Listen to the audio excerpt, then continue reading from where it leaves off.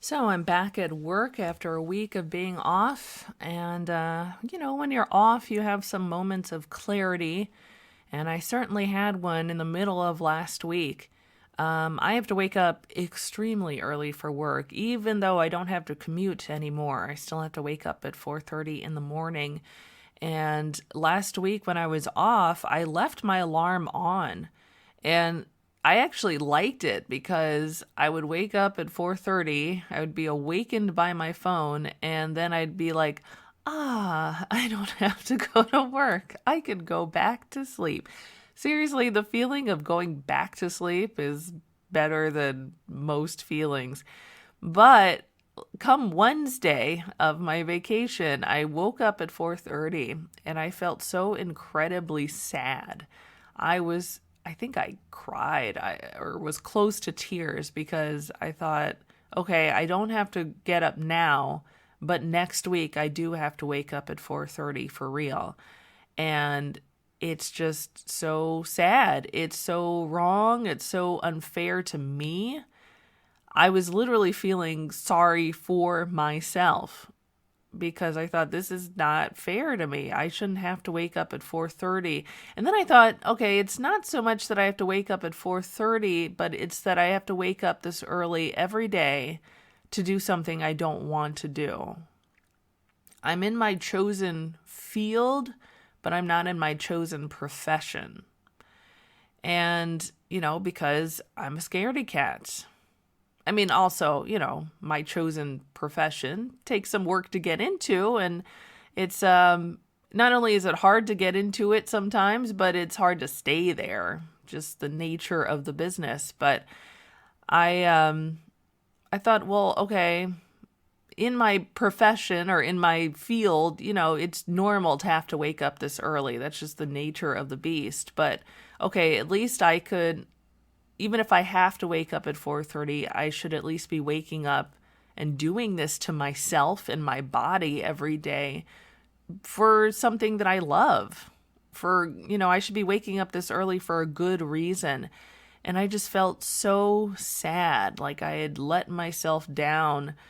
And, I think that was the big revelation of my time off. And so there at 4:30 in the morning, I'm laying in bed in pitch black and I'm thinking of, okay, well, what do I do to get out of this situation? It's amazing how much clarity I had at that moment. And I can still remember it now. I was literally like, okay, who do I know who can tell me how to get to my chosen profession? Because even though I'm in this business, I know so little about how to get to where I want to be. It's kind of weird. You'd think I know this by now, but I don't really. And so I was thinking of people who I could ask.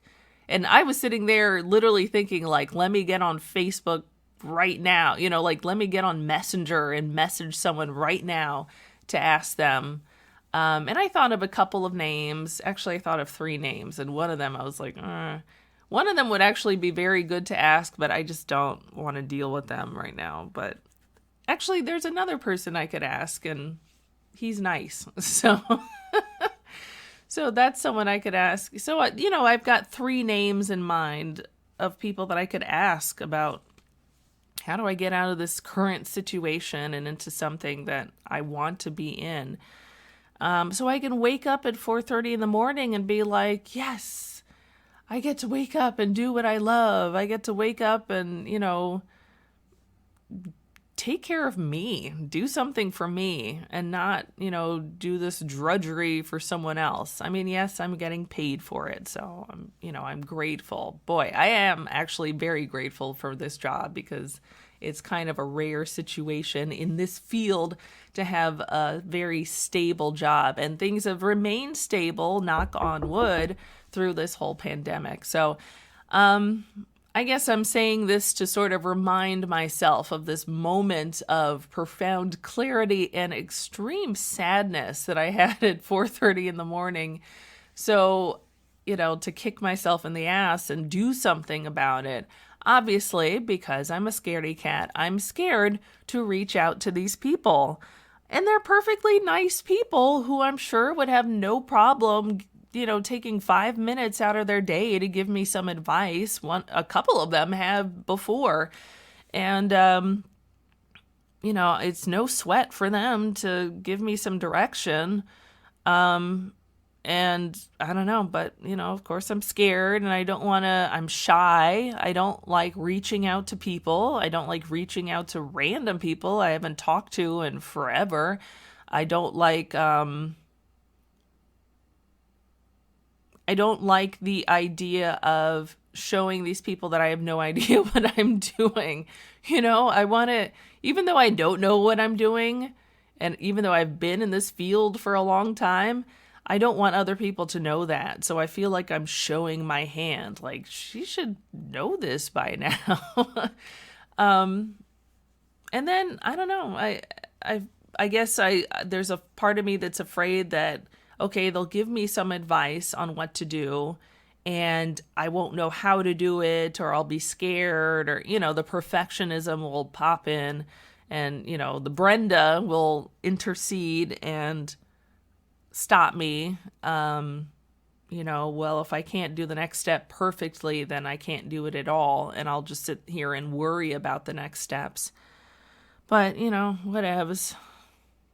Just me being scared again. I actually have a post-it here that I wrote the other day when I was talking about my fears and stuff. I wrote, fear is normal, not an anomaly, because, growing up, fear was sort of this anomaly. It was scary, and it was like something you should legitimately pay attention to and not dismiss it, and assume, if you're afraid, that there's a very good reason and you should stop everything and don't do anything, don't proceed any further.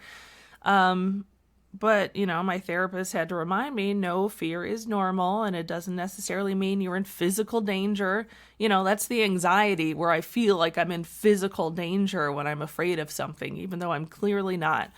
And feel the fear and do it anyway.